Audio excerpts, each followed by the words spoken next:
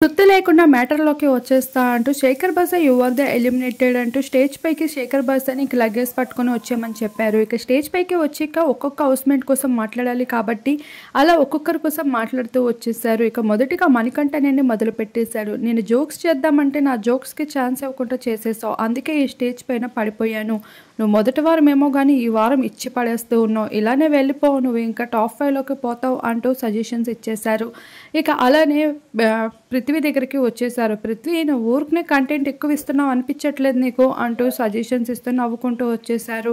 ఇక అలానే ఒక్కొక్కరి కోసం మాట్లాడడంతో పాటు కిరాక్ సీత కోసం కూడా ఎమోషనల్ అవుతూ కనిపించేశారు. తక్కువ టైంలోనే కిరాక్ సీతతో మంచి బాండింగ్ ఏర్పడింది అంటూ విష్ణుప్రియ విషయానికి వస్తే విష్ణుప్రియ మంచి అమ్మాయి, నేను అలా అయితే అనుకున్నాను, దానికి మించిన అమ్మాయి అంటూ ఫుల్గా అయితే ఫైర్లో మాట్లాడేశారు.